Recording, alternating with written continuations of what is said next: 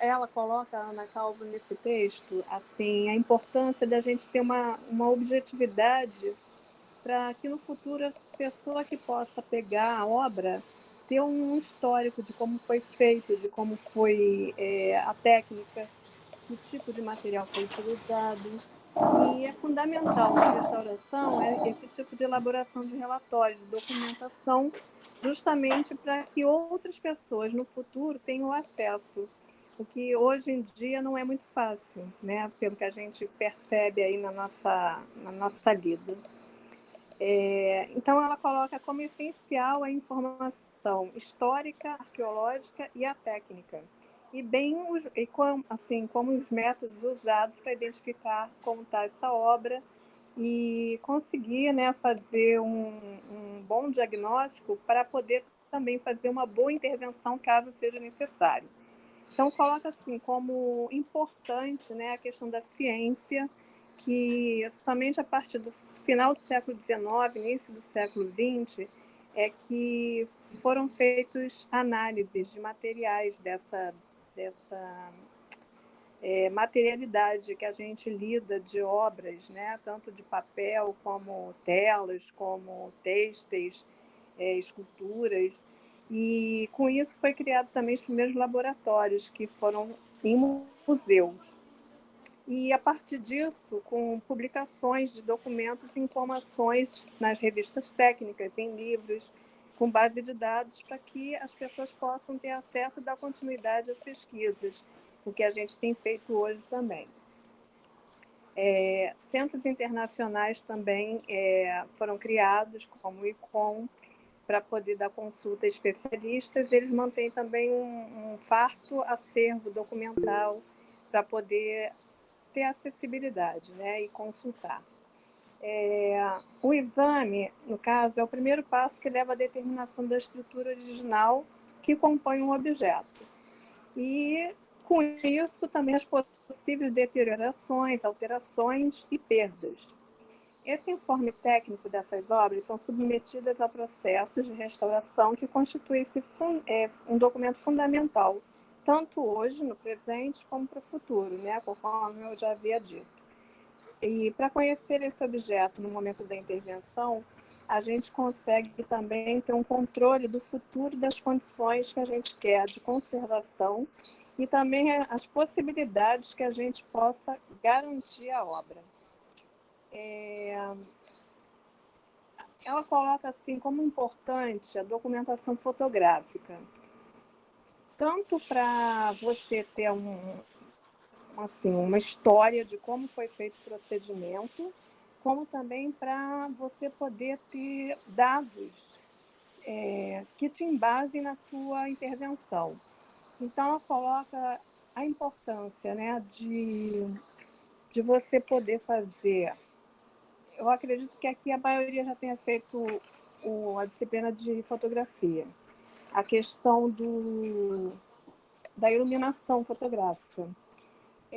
Nós temos a rasante ou tangível, a transmitida, que é atrás do objeto, a iluminação ultravioleta, a monocromática do sódio e a infravermelho, que é através de um filtro ou película sensível. Então, a gente, com a rasante, né, a iluminação fotográfica, sempre a nível assim, de 30 graus, até 30 graus, na superfície dessa tela, no caso a gente está falando especificamente da pintura, a gente vai conseguir observar as irregularidades, as rugosidades, as deformações, a textura das pinceladas. Já com a iluminação fotográfica transmitida, que é atrás, colocando a iluminação atrás do objeto, da peça, a gente consegue ver os detalhes de alterações, de rasgos, de fendas, zonas de cores, aspectos do óleo, como é que ele está estável ou não na tela. Com a iluminação fotográfica de ultravioleta, a gente consegue determinar o estado da superfície, repinturas, adições, e também vai auxiliar no processo de limpeza, porque você consegue ver mais detalhadamente como está a forma, né? Como ficou essa textura. Essa monocromática de sódio eu não havia ainda não tinha ouvido falar. Ela coloca como sendo vapor de sódio. Então, através dessa iluminação, é possível ver vários objetos metálicos na pintura que foi utilizado na tinta, né? Pode ter algum metal. E também o emprego de espátula. Então, consegue ver espatulado a pastosidade da tinta.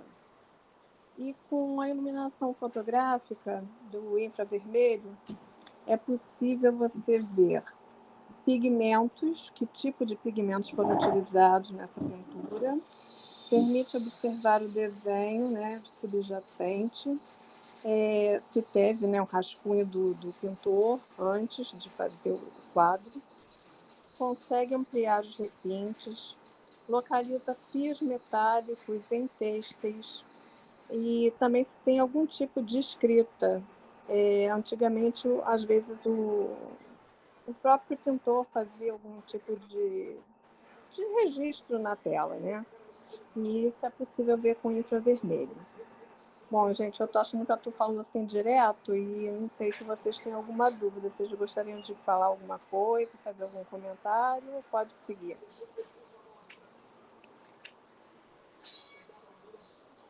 Tá tranquilo para mim. A vapor de sódio seria o tipo de lâmpada, né? É o tipo da iluminação fotográfica. A luz que você utiliza para fazer a fotografia. Ah, sim. Tá? Fala também no texto dos exames radiográficos.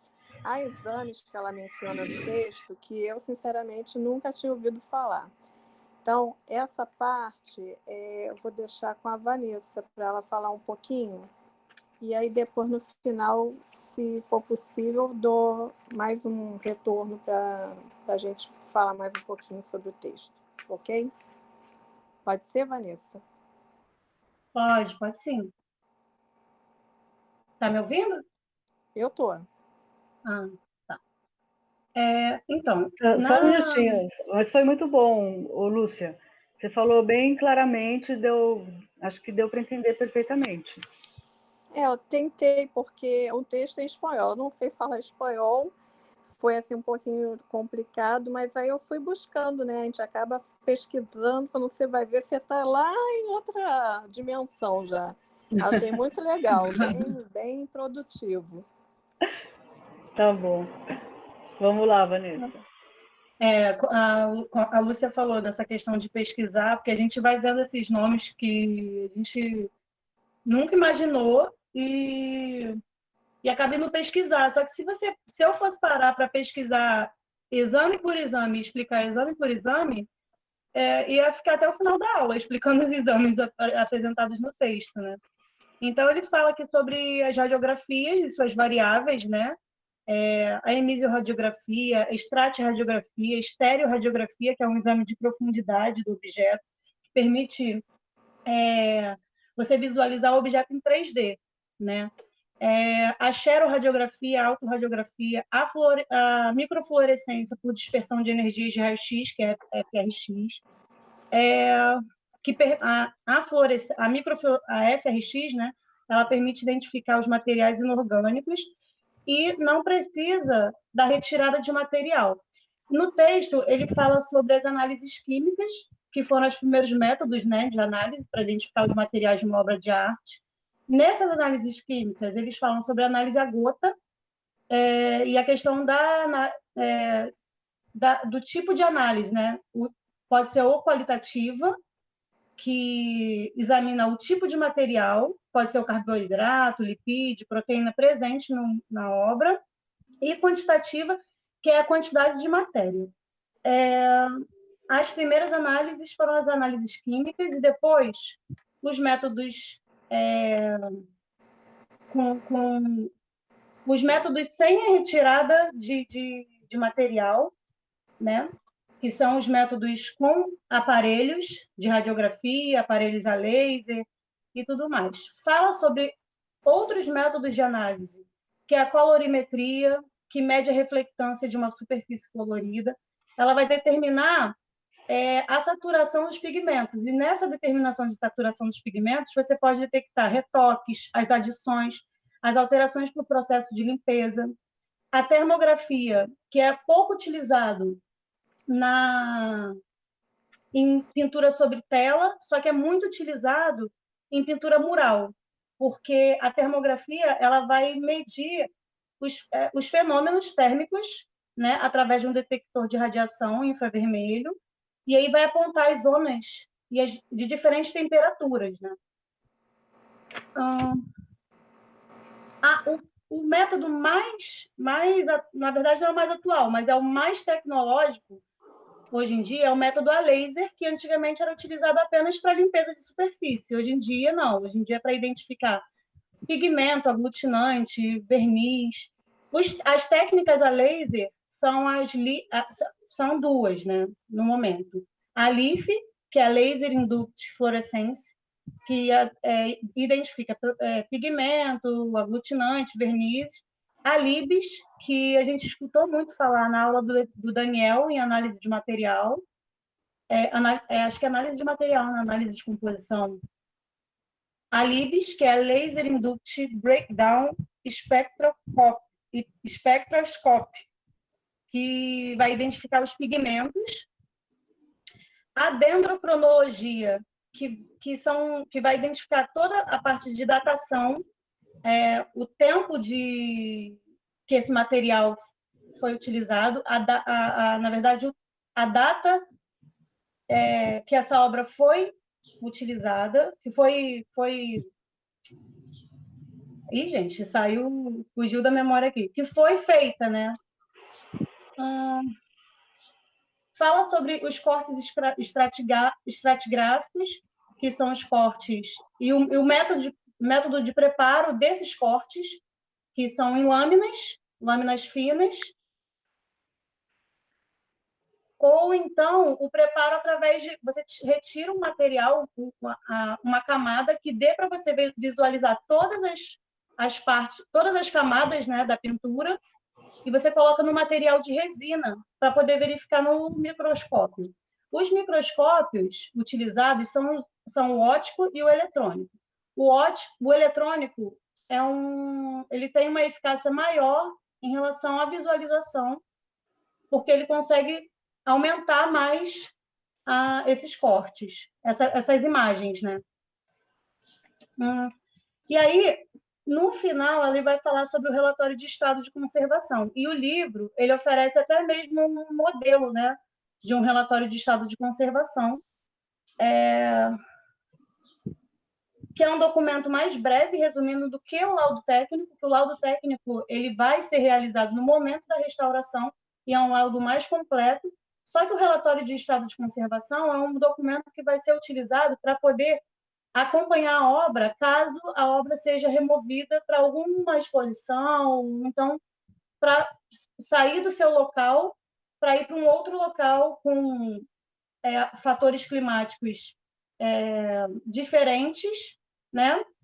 E aí esse relatório ele vai incluir fotos, croquis, as orientações para segurança, vai incluir a necessidade que a obra tem em relação à temperatura, iluminação e tudo mais. E no livro ele vai mostrar, né, um relatório, só que é um relatório que é base ali, mas no livro mesmo ele fala que cada museu fornece o seu relatório específico, né?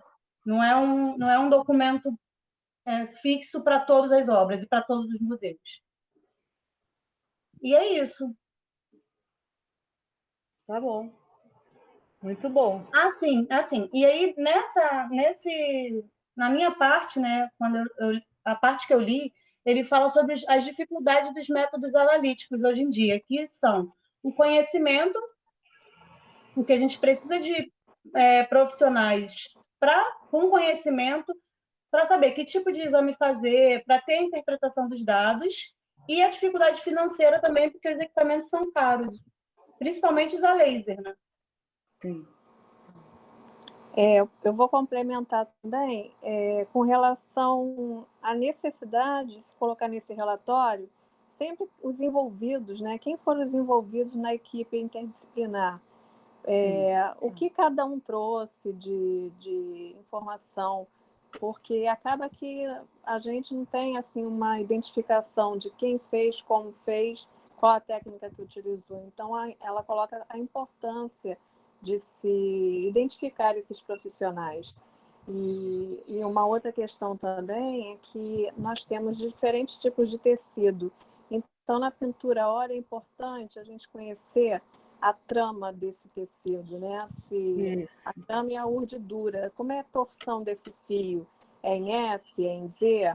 Para poder identificar como essa regularidade, como é que essa regularidade da trama, essa textura, vai se comportar com os diferentes agentes químicos.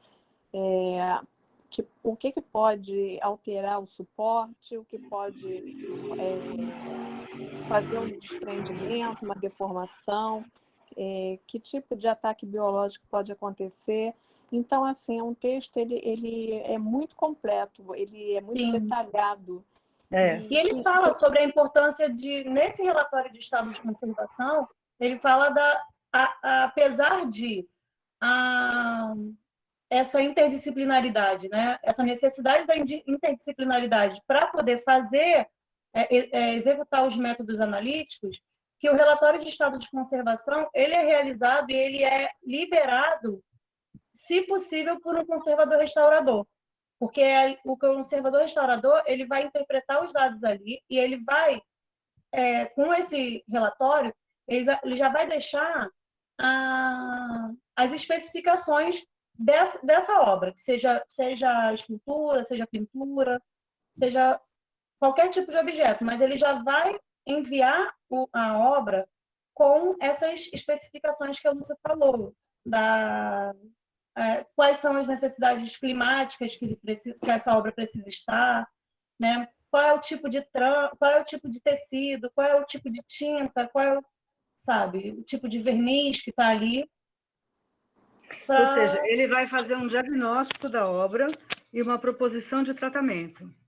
E vai indicar as condições em que a obra tem que ficar. Tanto o acondicionamento para ela ser colocada numa reserva técnica, como as condições climáticas que ela tem que ser guardada ou postas em conservada e exposição. restaurada. Ou também enviadas para exposição, né? Porque aí, no caso de enviadas para a exposição, porque são dois tipos de relatório. Ou o laudo, para encaminhamento para transporte e exposição, ou o relatório para conservação e restauro. A gente eu entendi o laudo como o laudo técnico no momento da restauração, da conservação, e o relatório como esse documento que é mais breve, que é um documento mais para enviar para um outro lugar. Não, ao contrário. O laudo para... Um laudo é assim, quando uma obra vai para uma exposição, uma obra é de um colecionador ou de um museu e ela vai ser emprestada para um outro museu para uma exposição. Então, quando ela vai ser emprestada, tem a questão de seguro, do transporte, tudo isso. Então, uma pessoa por parte do museu ou do colecionador que vai emprestar a obra e uma pessoa por parte do museu que vai receber a obra, vão lá as duas juntas. Depois eu vou mostrar para vocês laudos de exposição. As duas fotografam a obra e tudo. Essas duas pessoas são dois restauradores, né? Elas não tocam na obra, porque está tudo já sob o guarda-chuva do seguro. Então, quem mexe na obra é a transportadora, que já são também pessoas especializadas, que estão com luvas brancas e tudo. Então, o pessoal da transportadora pega a obra, põe ali na frente, os restauradores fotografam tudo. Nas fotografias ou no iPad, no programa, eles anotam todos os possíveis problemas que a obra tem. Tem um arranhãozinho aqui, tem... Primeiro, às vezes já tem, às vezes não tem, e se faz na hora, né? Então, coloca... Não sei se eu já passei isso para vocês ou não, mas assim, coloca tema, título, autor, dimensões, técnica, etc. Toda a identificação da obra. Aí coloca os possíveis problemas. Ah, tem um arranhãozinho aqui, tem um furo aqui, uma pequena perda de camada pictórica, um craquelamento. Coloca tudo que tem, frente e verso.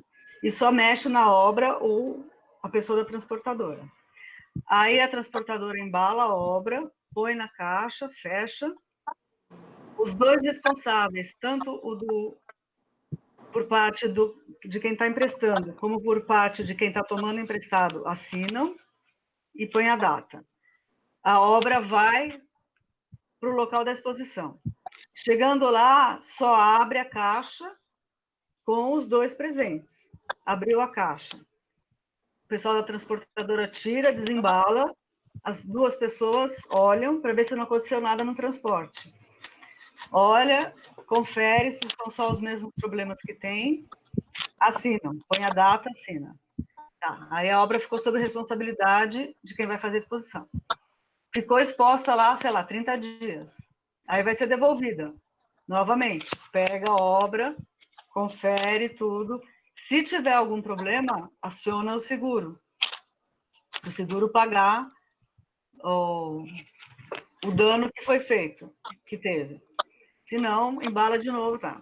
Quando chega na casa da pessoa que emprestou, ou no museu, novamente, abre a embalagem, confere. Então, são 4 etapas. Nesse procedimento, são feitos os laudos, tá? Então, é uma coisa mais rápida. Ela é bem detalhada, porque você não pode deixar passar nada, porque senão vai ter que acionar o seguro. Mas, por exemplo, não entra histórico da obra, iconografia, iconologia, diagnóstico completo, tratamento proposto, não entra em que condições a obra tem que ficar, porque isso o restaurador que vai receber lá na exposição tem que saber. No texto, aqui no final, até tô lendo, eu não sei se eu como é que fala? Se eu traduzir direito, ele diz assim: além do laudo técnico elaborado no momento da restauração, que devem incluir as revisões e alterações que foram detectadas nas obras ao longo do tempo, cada vez que um quadro é encaminhado para uma exposição, é necessário preencher o relatório de estado de conservação. Este procedimento é uma etapa fundamental para a conservação preventiva da obra. Aí fala, o relatório do estado de conservação, documento mais breve e resumido que o laudo técnico, deve dar conta de todos os detalhes da situação da obra no momento de prepará-la para embalagem e transporte. E é fundamental para detectar possíveis danos devido à sua manipulação.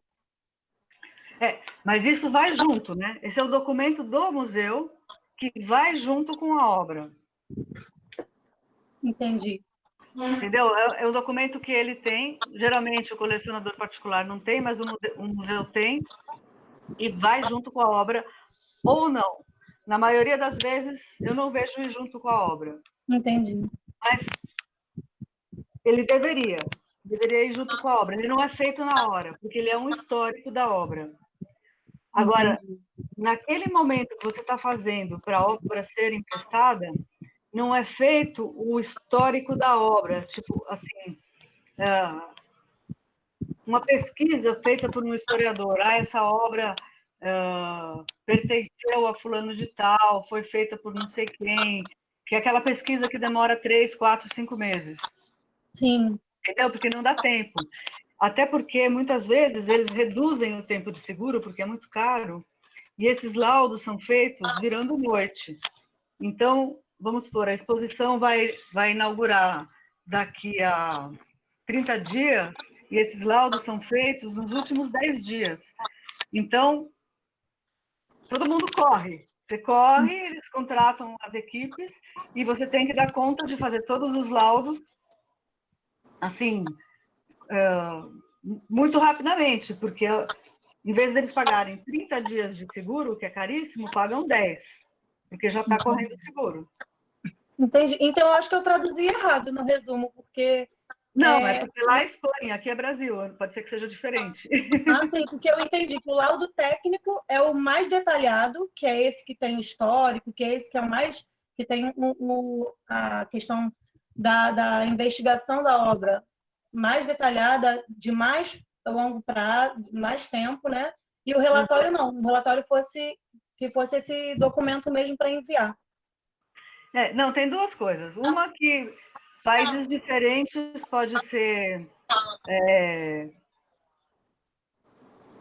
feito de forma diferente, e outra terminologia também pode ser usada de forma diferente. Sim. Né? De laudo para relatório. Então, aqui no Brasil, o laudo ele é o documento mais breve, mais resumido. E o relatório é o documento mais completo. Mais extenso, entendi. Isso. A gente chama de laudo o que é feito para exposição. Entendi. Que acompanha então lá deve ser diferente da gente. Provavelmente. E na nossa aula, o que assim... Bom, a nossa aula está reduzida, né, agora, por causa da pandemia, em vez de 15 semanas de aula, são 11 semanas. Mas, assim, o que normalmente a gente faria na aula é que vocês fariam um relatório completo. Então, fariam de uma obra todo o relatório. Então,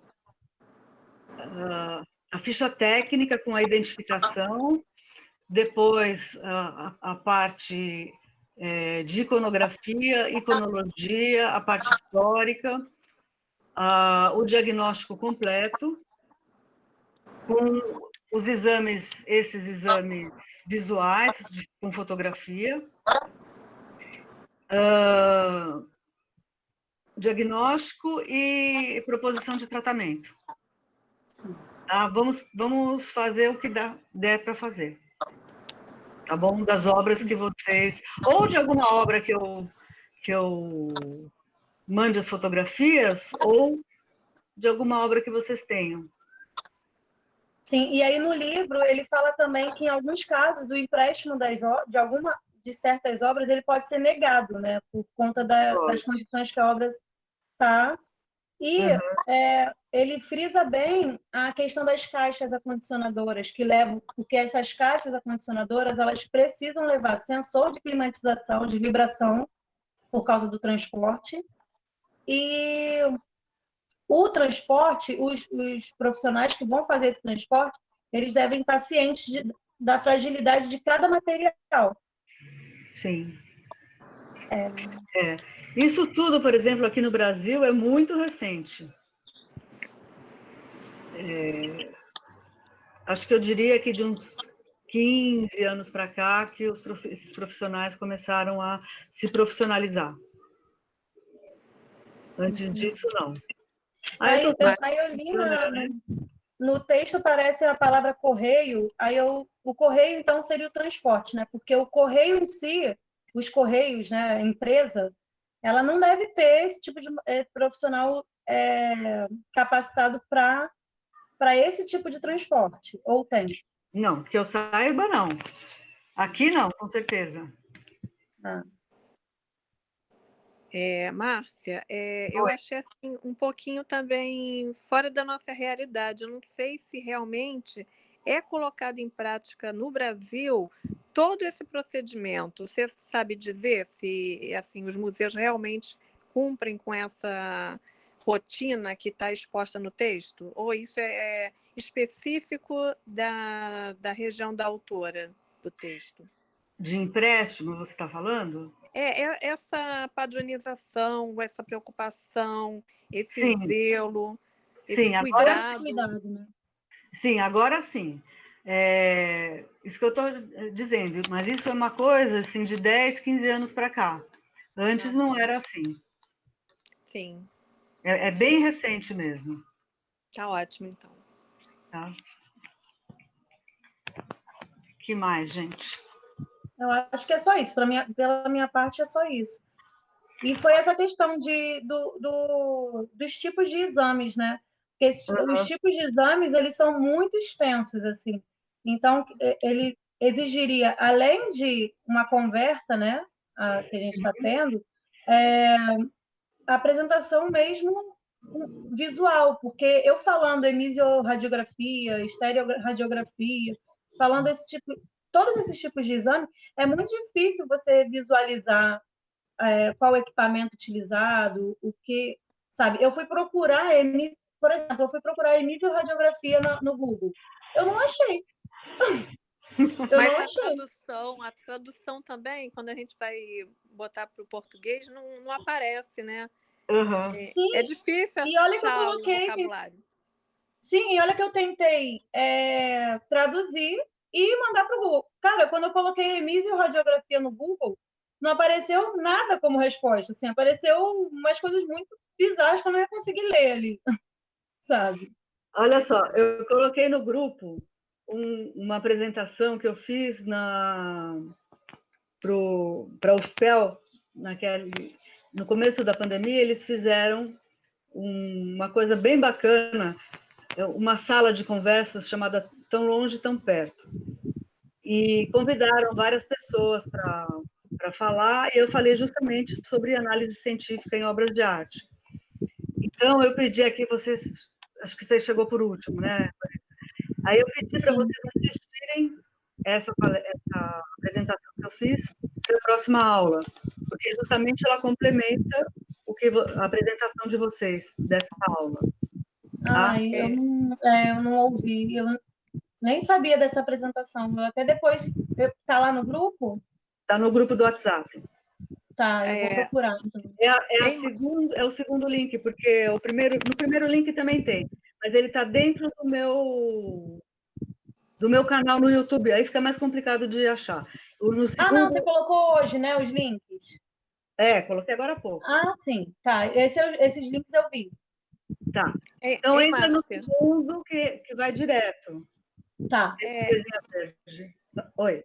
É interessante também o pessoal assistir, eu assisti recentemente.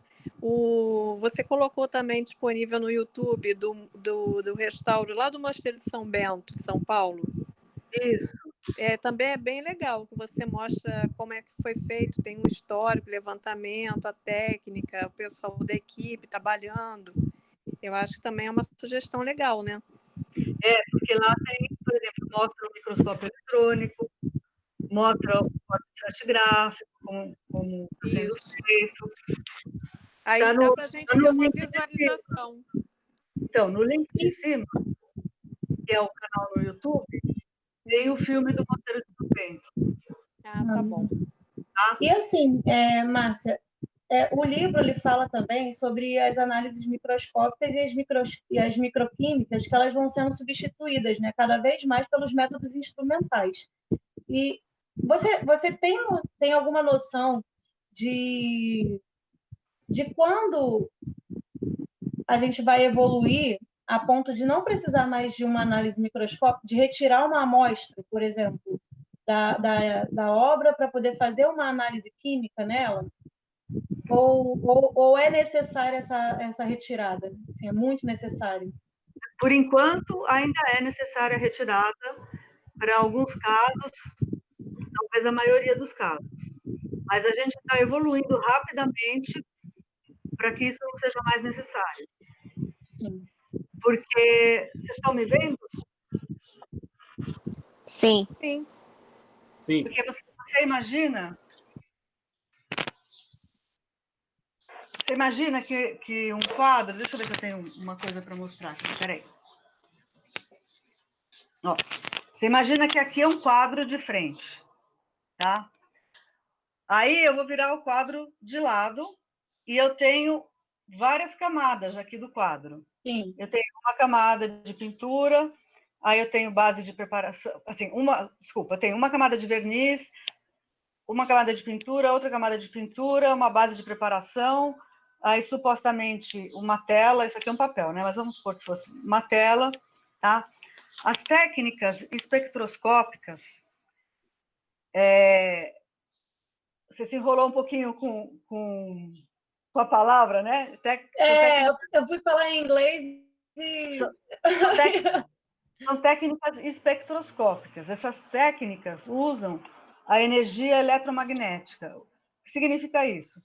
Essa energia eletromagnética, ela bate, ela vem, bate. Eu vou mostrar para vocês. Eu tenho um equipamento de fluorescência de raio-x.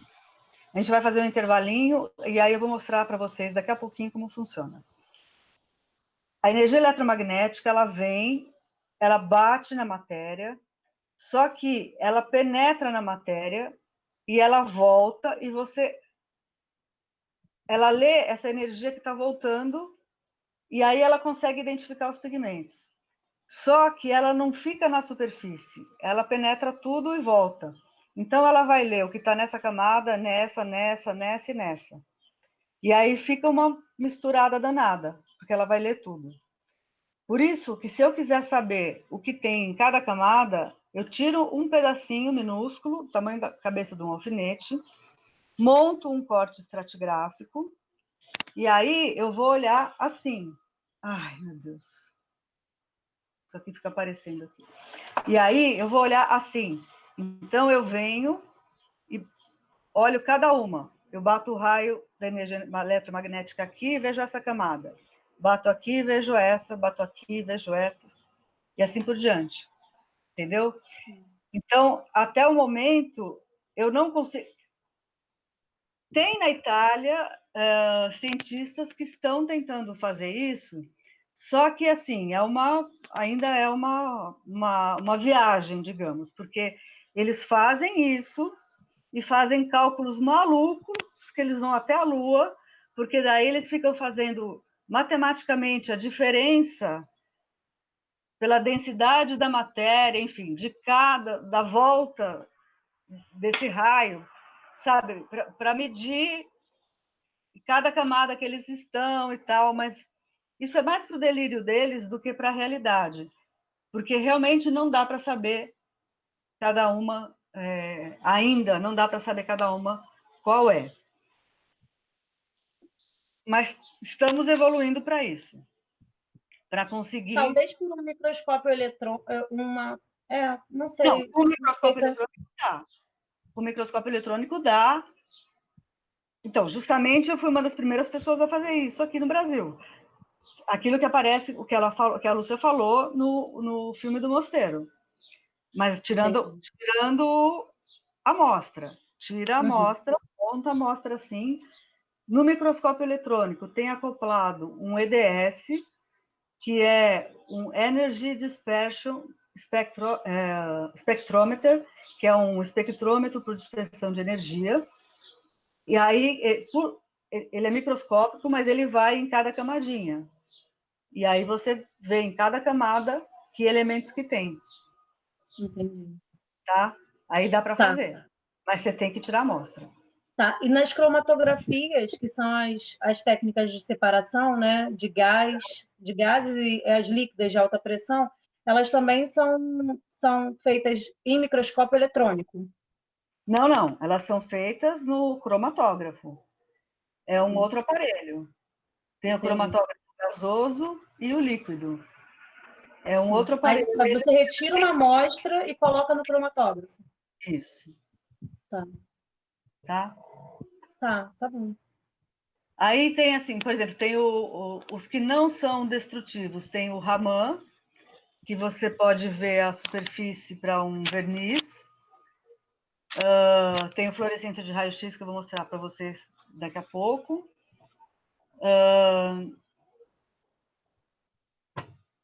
Agora tem o FTIR também, que Sim, também... eu ia falar. Aqui no FTIR ele identifica os pigmentos, os aglutinantes, os vernizes e os adesivos presentes, né? E eles não são destrutivos. Essa técnica não é destrutiva. É a técnica que eu trabalho. É o FTIR portátil, né? Esse que faz assim. Tem o FTIR também que você retira a amostra e aí ele é destrutivo. Entendi. Porque eu fiquei pensando, porque tem tantos exames, tem tantos métodos, que eu fiquei pensando assim, eu fiquei pensando que poderia existir em algum lugar, né, no meio de tanta tecnologia, um aparelho que tirasse uma foto, que você conectasse na pintura de uma maneira horizontal, num canto da pintura, sabe? Você tira o suporte, tira a pintura do suporte, né, do quadro e tal, tira o tecido ali. Colocasse como se fosse um grampo ali de maneira horizontal, que pudesse ver e tivesse uma câmera ali, né, nesse material, que pudesse visualizar essas camadas, entendeu? Não sei se eu consegui explicar. Como se fosse uma pinça, assim, uma pinça que você colocasse do lado, em uma das extremidades do quadro, sabe? Eu não consegui Da entender. tela. Eu vou ligar a câmera para eu te mostrar, assim, como eu pensei. Por exemplo, a tela está aqui, né? A tela está assim. Ela, em horizontal, ela fica assim, né? A tela é assim, só que se você virar ela, você vai ver todas as... Não vai ver, mas você vai saber que ali estão as camadas dela, né? De corte estratigráfico. De repente, uma câmera que segurasse a tela assim, como uma pinça mesmo, e aqui uma câmera mesmo, que pudesse visualizar essa parte. Não sei se você consegue ver, ó, uma câmera aqui, ó, que pudesse visualizar essa parte aqui, ó, sem precisar retirar a amostra. Eu não sei se isso existe em algum... Ainda não. Ou se é muita viagem da minha cabeça também, pode ser. É isso. Eu pensei só, mas eu não sei não.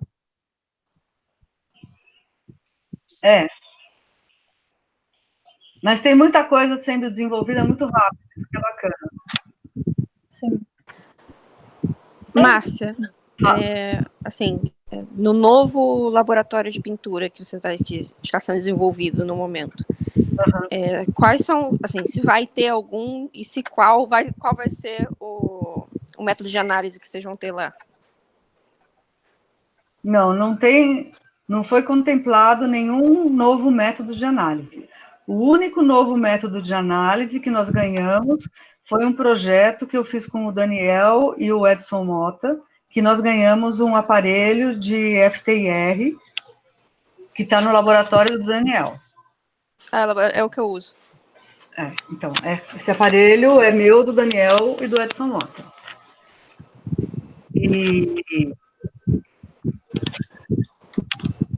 Tá lá. Gente, Tá lá desculpa, porque...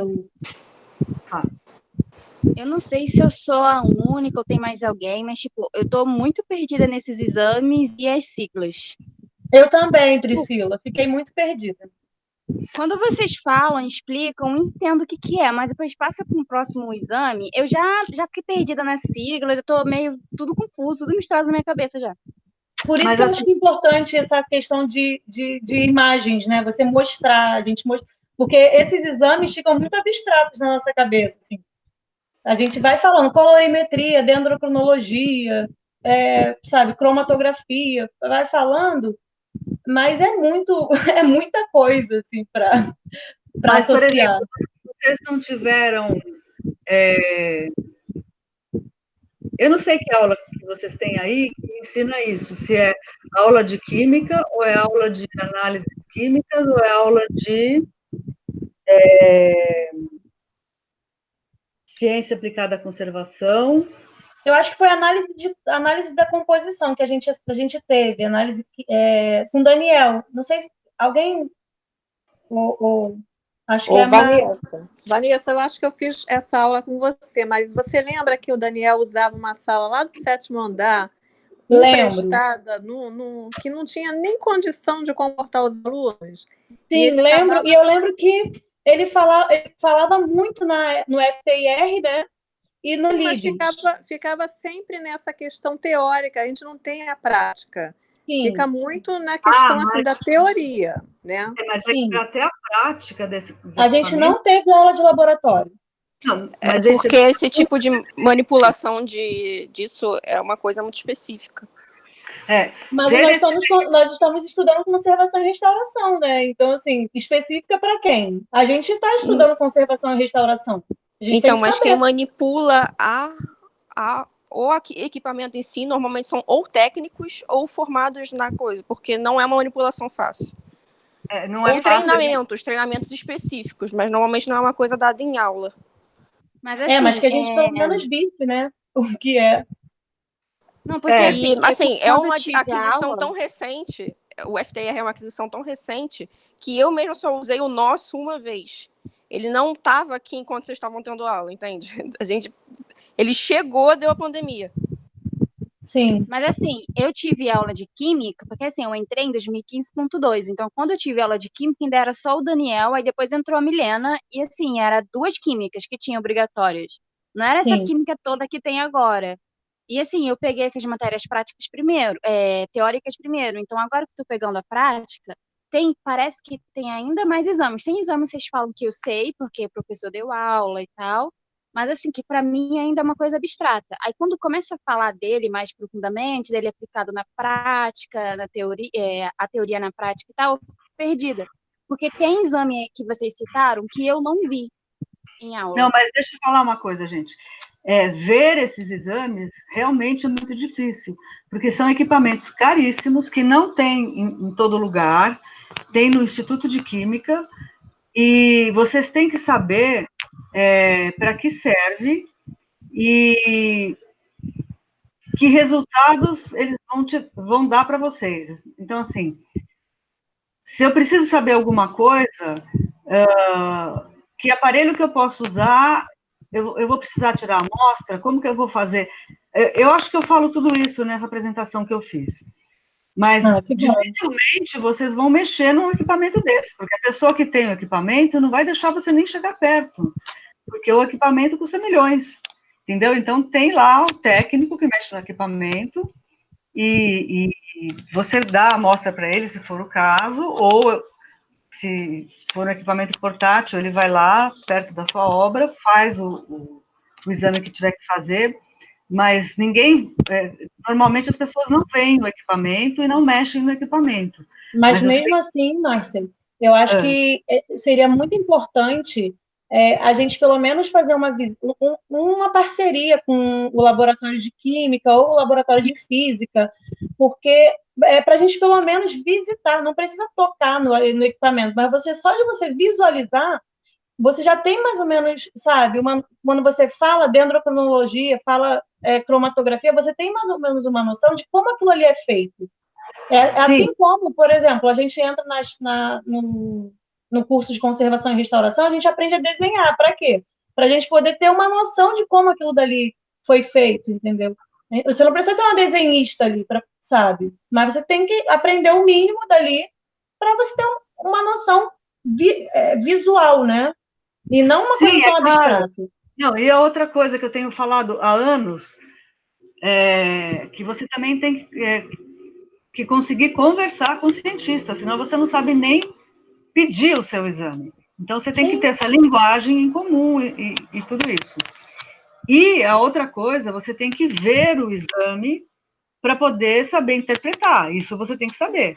Então, você tem que ver um espectro, para não chamar o espectro de gráfico, pelo amor de Deus, que a maioria das pessoas fala, esse gráfico, o espectro não é um gráfico, e saber o que significa aquilo. Esse pico quer dizer o quê?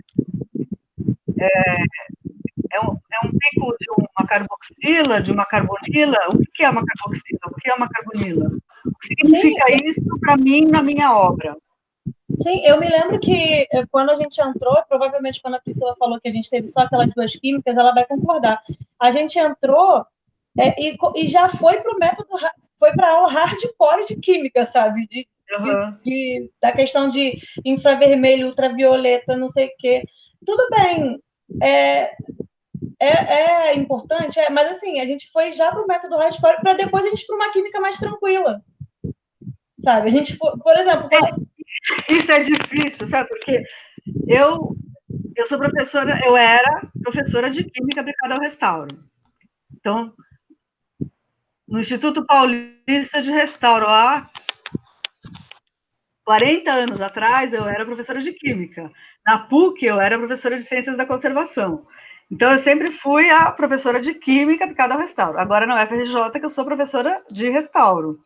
Então, eu sei como é difícil, porque o professor de Química, ele chega achando que os alunos sabem pelo menos que os alunos de restauro sabem pelo menos aquela química do colegial, porque todo mundo fez colegial, mas o aluno de restauro não quer saber mais de química. Mesmo que ele tenha tido no colegial, ele não lembra ele não quer saber, ele quer fazer artes. Mas tem outra questão também, professora, porque até no Enem, quando a gente vai fazer a inscrição nas matérias, o peso da ciência da natureza para restauro é baixo.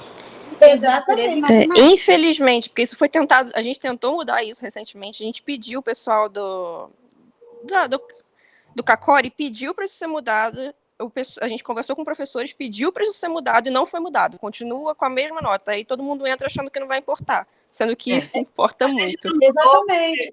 A gente não mudou porque já tem uma procura muito pequena, e se mudasse, teria menos gente ainda entrando no curso, entendeu? Teve uma discussão enorme sobre isso. Mas além disso, eu entendo, mas a evasão depois que descobre também é grande. Sim. Então é melhor entrar menos e ficar... Não, mas a gente mudou de outra forma. A gente fez a mudança, que foi a mudança que eu fiz também a vida inteira. Eu fui abaixando, sabe assim, voltando para trás, explicando melhor a química desde o começo. Não, sabe, agora no currículo, né, na grade curricular tem isso, né? Tem as químicas mais básicas no início, e aí depois, agora, ok, mas assim, em 2017, que foi quando eu entrei, foi hard, tipo, foi um baque assim. Mim, eu que sempre tive muita dificuldade com química, para mim, então, que foi direto a química pesada, fica complicado. Até hoje, eu preciso um pouco que expliquem, tipo, volte um pouco, explica um pouco. Tipo, essa aula eu acho muito válida, não sei vocês, já é só uma ideia, de pegar e só resumir ou fazer só uma apresentação, a professora pegar e fazer uma apresentação desses exames para poder botar num PowerPoint para a gente poder visualizar e ver como é a leitura desses exames. Porque, para mim, tipo, eu ouvi tudo, eu entendi quando vocês falaram, mas eu não consegui visualizar. Tem coisa que eu não tenho nem a mínima ideia de como eu vou visualizar isso, tem exame que eu não sei. E, assim, é complicado. E falando também sobre as pessoas, né, entrando para o curso de restauro, para a exigência da química, que a nota de corte é baixa, né, para a questão das ciências, tem que levar em consideração também que nem toda escola pública a pessoa tem acesso a uma aula de química boa. Eu tive. Tanto que eu repeti em química e tudo mais, sempre tive dificuldade, mas nem todo mundo tem. Numa universidade pública, que todo mundo quer entrar, né? Pessoal que estuda em escola pública se esforça e tudo mais, nem sempre as pessoas têm a capacidade, ou teve, nem a capacidade, nem sempre a pessoa teve acesso a uma aula de química que seja realmente boa. Sim, assim, Priscila, mas assim pelo menos pela... A internet caiu, eu voltei. E assim, eu nunca tive dificuldade com química, sabe? Mas eu cheguei na faculdade e essa primeira química, realmente, a primeira aula que foi com o Daniel, eu realmente fiquei muito, muito perdida. E olha que eu nunca tive dificuldade com química, foi, inclusive, uma das matérias que eu mais gostava da faculdade, da escola, né? Não, mas olha, eu acho que assim, o professor que dá química para não químicos, para pessoas da área de humanas, tem que estar muito bem preparado, tem que estar muito ciente disso e na verdade, ele teria que estar nessa interface. Teria que ser um restaurador ou alguém que estivesse meio enfronhado na área, sabe? Ou já trabalhando com coisas de restauro. Eu acho que depois de um tempo, depois de alguns anos, fica bom. Mas, assim, as primeiras turmas é pesado. Foi, Apesar eu dos lembro dois que na lados. aula do Daniel, assim, na aula do Daniel, eu achava que eu estava entendendo tudo. Eu fiz a prova, e sabe quando eu tirei 2, a primeira prova? Que valia 10. Valia 10. Aí, na segunda prova, eu tive que. Aí eu fui e falei assim: não, eu não vou repetir essa matéria, não vou. Aí eu tirei 9,8 na segunda prova, mas assim, me matando de estudar todos os dias químicas, a matéria dele específica, né? Especificamente. E não reprovei na matéria dele. Mas assim, eu fiquei muito frustrada, confesso. Porque eu falei assim, cara, eu tirei 2, sabe? Priscila, Eu também não Priscila, reprovei, não, mas assim, me matei de estudar também. eu queria falar sobre o que você tinha dito, Priscila, da nota de corte. Assim, eu entendo que nem todo mundo do colégio público teve uma química forte e tudo mais, só que as faculdades, a gente está numa faculdade pública. A gente tem cursos que eles têm mais química que outros. E tem cursos que são apenas artes. Eu acho assim, na minha perspectiva, é injusto você aparentemente, quando você olhava no currículo, isso é o currículo antigo, o novo você consegue ver que tem muita química. No currículo antigo, você olhava para ele, não tinha química, e você ia para o Enem fazer a prova e realmente não tinha química. A nota de química não importava. 1/3 do que os outros importavam. E aí você chegava no curso e, bum, química. A questão é que, como o nosso curso ele tem a coisa de química, ele tem uma carga de química, é injusto você, com a própria pessoa. A pessoa não teve uma base de química, e aí ela entra no curso sem saber que tem química, e aí, pronto, olha aqui, tem que estudar química agora. E estudar uma química não é fácil. Então, assim, Sim, foi o que aconteceu comigo. Tudo.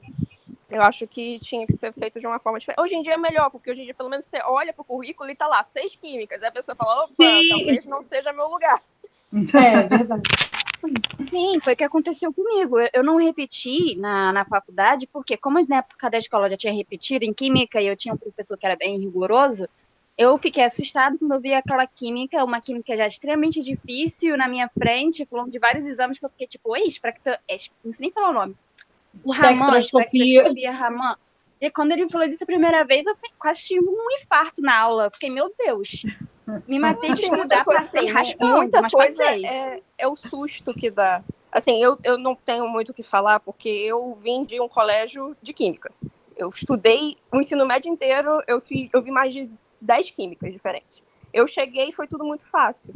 Mas não é por ser fácil, é porque como eu já tinha visto aquilo antes, era natural. Não teve a surpresa do sair do ensino médio com uma química basicona e chegou numa coisa específica. Eu acho que faltava essa transição. E acho que agora isso melhorou. Pois é, Tá bom. agora melhorou, Gente. mas o ruim é que como eu já fiz as químicas antes, agora eu não posso pegar essas químicas novas, porque corta requisito, entendeu? É como se eu já tivesse feito todas. Então, para mim, ainda fica difícil quando fala de química. Tanto que eu estou fazendo iniciação científica, eu fiquei enchendo o saco do Daniel no WhatsApp. Eu acho que ele já não deve nem mais aguentar olhar o meu nome. Ah, você tá no laboratório também? Oi, que você é? falou? Você tá no laboratório? Não, no laboratório eu não fui, não. Eu comecei você tá com o Daniel. Você tá com... Isso, eu tô com o Daniel, eu comecei essa iniciação científica agora, na pandemia. Ah, legal. Qual é o teu projeto? O meu é sobre esculturas em bronze, sobre a oxidação delas. Que legal. Eu gosto muito desse. É um dos mais legais dele. É bem legal. Eu tentei 2, eu tentei o do verniz e tentei esse, aí esse eu consegui. Eu sou do Regal Reis. Ah, pô, muito legal também. Mas então, é isso, porque assim, eu na escola, eu estudei em escola pública, mas era escola pública federal, então tive química, e agora na faculdade tem dificuldade. Então, professora, essa é mais contigo, eu não sei se dá para fazer. Se numa próxima aula, fazer só, tipo, no começo da aula, fazer um apanhado só para mostrar as imagens de como analisar esses exames, porque eu não consegui visualizar mesmo. De como analisar esses exames? O resultado, como que você vê, tipo, você falou dos métodos invasivos, que tira um pedacinho, aí com a câmera microscópica, no microscópio eletrônico, você consegue ver camada por camada. Eu tô tentando visualizar isso, mas tá tipo uma coisa muito fantasiosa na minha cabeça. É só para Você eu faz poder o ver a seguinte, diferença. faz o seguinte, assiste o filme, eu vou colocar os dois filmes. Assiste os dois filmes que eu vou colocar no WhatsApp e depois a gente conversa na outra Ok, aula, perfeito. tá Perfeito. bom? Um deles é bem longo, tem 40 minutos. O Não, outro, ok. o outro também, porque o outro foi uma apresentação, tá? Ok, perfeito. O tão longe, tão perto é lição de casa, hein? É obrigatório. O do museu, o do mosteiro, não, tá bom? Ok, Mas o do professora, mosteiro é perfeito. legal Obrigada. porque, além dele passar do mosteiro, a restauração de pintura mural. Mas é legal porque passa por todas as etapas de restauro de uma pintura. Então é legal para vocês verem. Fixação da camada pictórica, limpeza, enfim, ele explica cada etapa. Ele é bem didático. Ele tem 40 minutos, está dividido em três partes. A primeira parte, o Dom Eduardo Shoa fala sobre a história do mosteiro. Na segunda, eu falo sobre o restauro. E na terceira, sobre análises químicas e físicas. Tá bom? Então, Ok, gente, agora professora. vamos fazer um intervalo um pouquinho mais longo de 15 minutos, que eu vou levar algumas coisas lá para baixo. E aí eu vou mostrar para vocês. Vocês já fizeram, né? Que vocês fizeram aula de fotografia, mas enfim, essas análises com o ver, luz rasante, acho que talvez a infravermelha, não sei se vai dar para mostrar, porque teria que colocar no. A infravermelha não vai dar para mostrar. Eu tenho ela pronta já, posso mostrar só no computador. Enfim, o que tiver lá para mostrar. Vocês já fizeram esse laudo de quadro? Assim, analisando, tem esse problema, tem aquele e tal? Eu não. Tá, aí a gente faz um laudo também de alguns Exato. quadros. E, e a fluorescência de raio-x, tá? Ok, Certo? professora. Ok. Certo. Então Tá são certo. 3h10, 3h25. Tá bom? Tá Tá bom. bom. Até já. É. É. Ai, não tô achando. Agora que eu quero sair, não tô achando negócio para sair. Achei.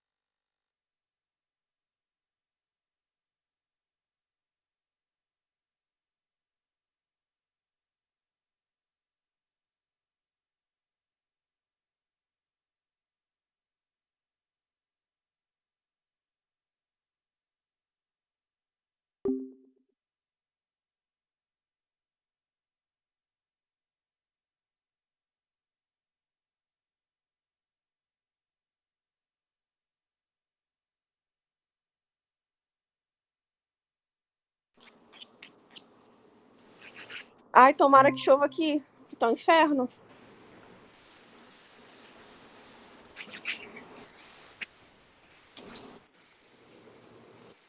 Falta alguém ainda? 1, 2, 3, 7.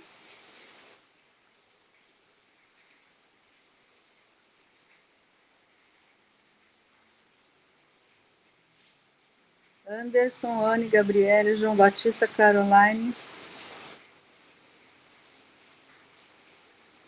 Falta a Priscila novamente, né?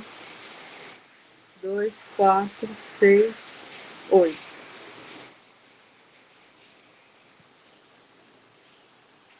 Bom, gente, eu vou mostrar para vocês. Eu tenho um equipamento de fluorescência de raio-x portátil. É muito bacana. Ele parece o equipamento do Spock. Lembra do Spock da Jornada nas Estrelas? É antigo, hein, professora? Que só nós duas lembramos? Eu acho, hein? Bom, enfim, ele parece um secador de cabelo e você aponta para a superfície e ele emite um raio-x. Essa superfície absorve esse raio-x e devolve uma parte dele. O equipamento absorve essa parte devolvida e analisa essa parte devolvida. Cada elemento da tabela periódica ele tem como se fosse uma impressão digital, que quando ele devolve essa energia, ele devolve uma energia que é característica de cada elemento, como se fosse uma impressão digital. Então, dá para identificar os elementos que estão ali. E aí, conhecendo a composição química dos pigmentos e sabendo os elementos que estão ali, dá para inferir que pigmento que é. Tá? Eu vou mostrar aqui a caixinha dele. Como que eu faço assim? Aqui. Dá para vocês verem? Sim. Então tá aqui, tá a caixinha aberta. Aqui é o equipamento propriamente dito. E tem mais alguns acessórios, tá? Então esse equipamento ele vai ligado ao computador, ou ele tem também aqui na parte de cima, pode ser colocado tipo um iPadzinho, que também já vai dando informação. Só que quando é feito assim pelo iPad, a informação é reduzida, então eu não gosto muito. Então eu vou fazer ligado ao computador. Aí eu peguei aqui 3 quadrinhos que são meus. Eu vou colocar deixa eu virar de novo. Eu vou colocar... Ai, caramba.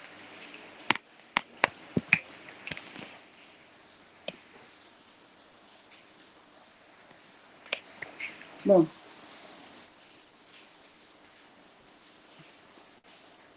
teremos alguns problemas técnicos aqui.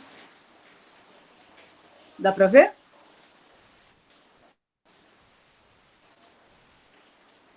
Agora não. Não?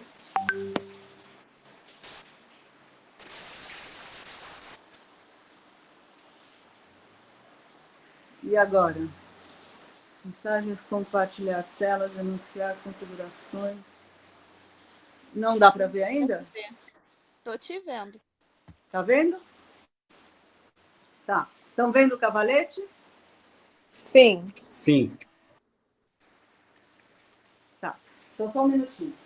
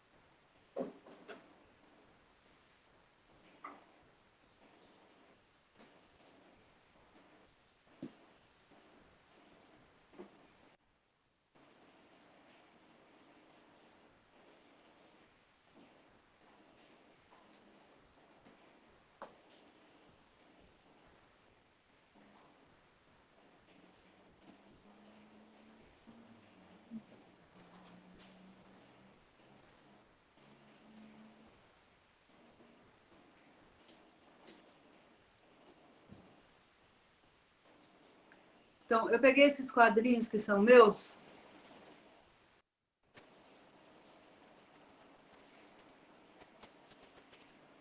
Estão vendo? Depois a gente vai ver em detalhes. Então, tem... Essa é uma pintura a óleo sobre tela, bem antiga, século XVIII. Essa é uma pintura também óleo sobre tela, mais recente, mas que está com bastante perda de camada pictórica.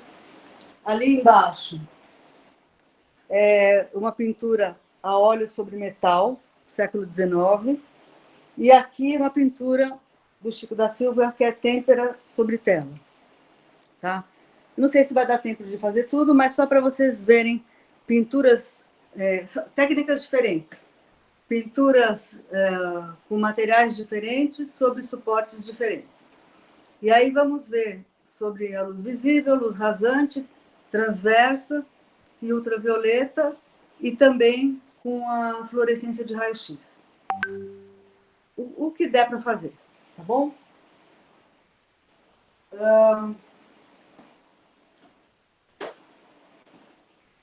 Vou pegar uma só aqui.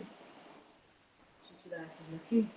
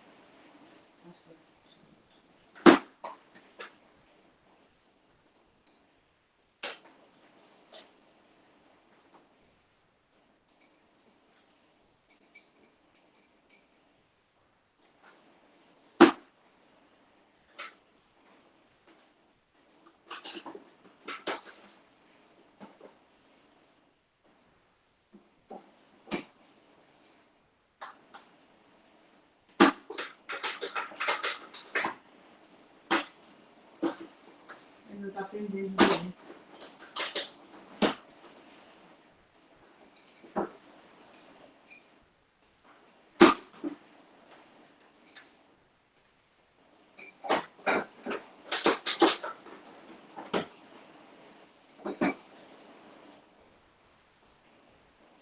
Desculpa, ele não está aprendendo direito. Eu vou pôr mais para cá, que a gente vai usar depois. Isso também. Então, primeira coisa, fotografia com luz visível.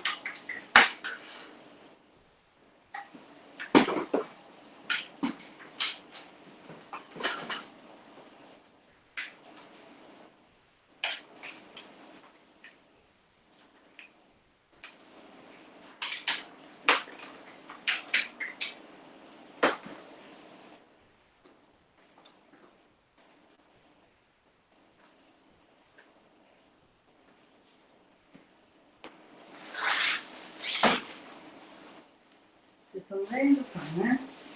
Então a gente coloca o guarda-chuva para não...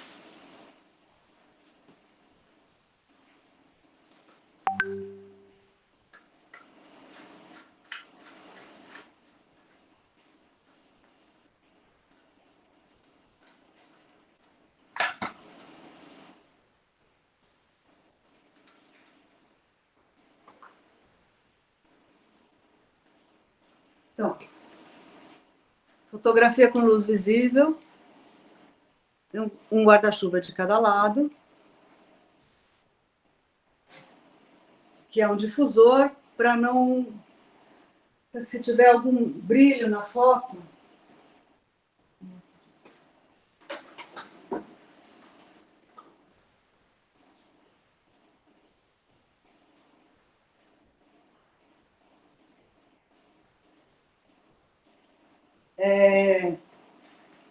não refletir, se tiver muito verniz ou qualquer coisa assim.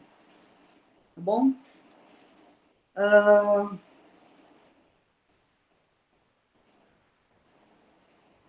Só um minuto.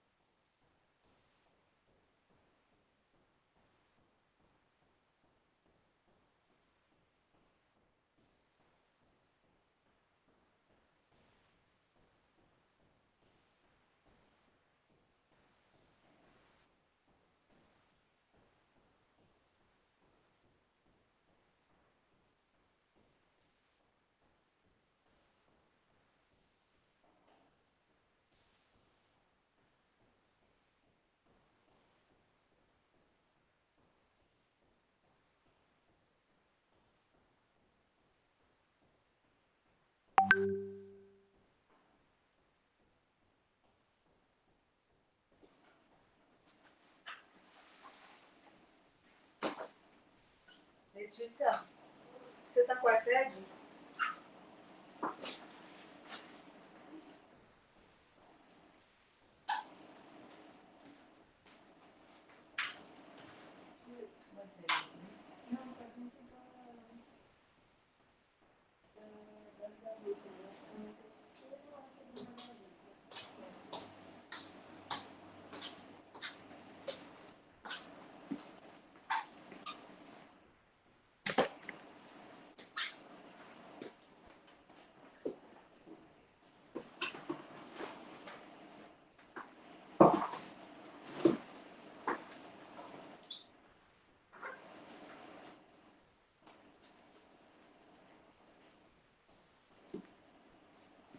Pronto, desculpem.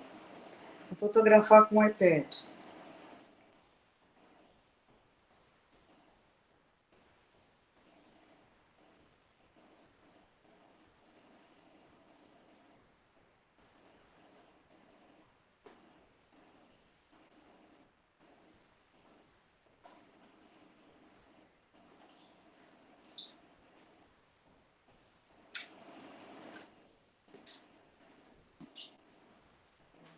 Aqui.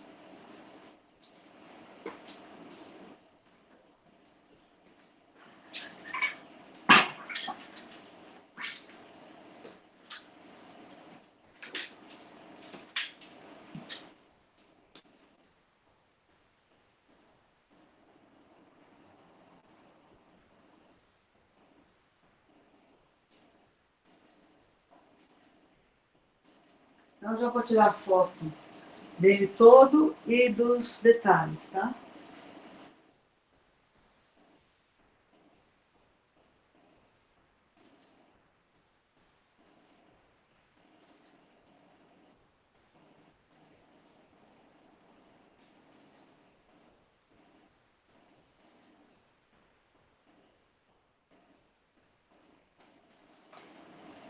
Vou puxar mais para cá.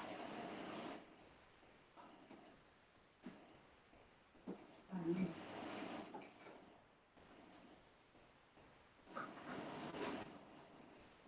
Vai aparecer melhor esse rasgo, que estava no meio do...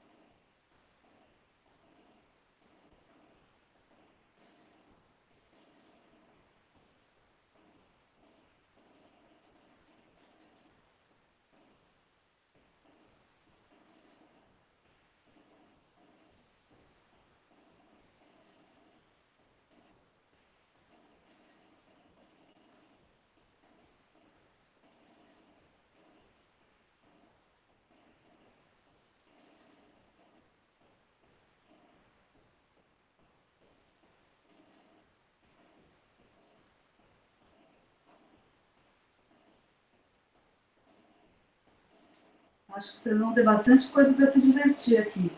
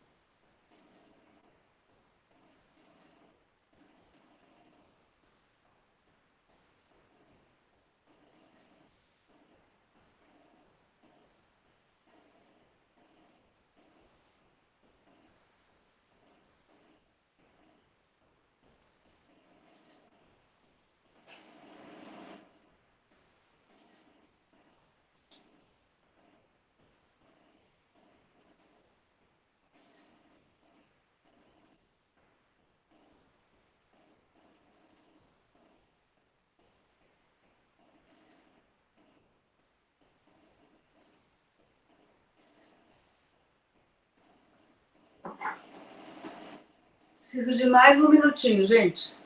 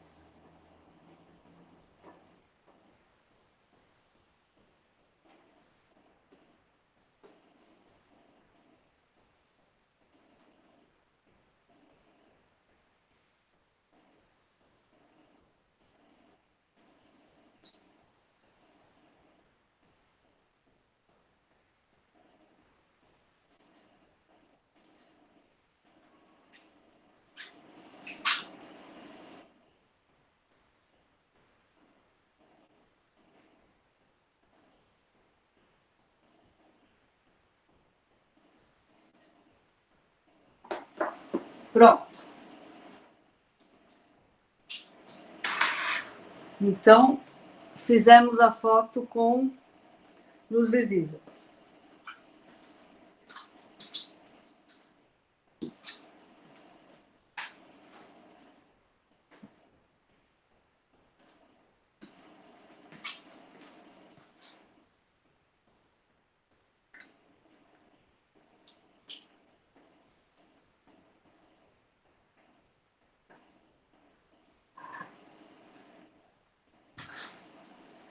Aí, vocês têm alguma pergunta?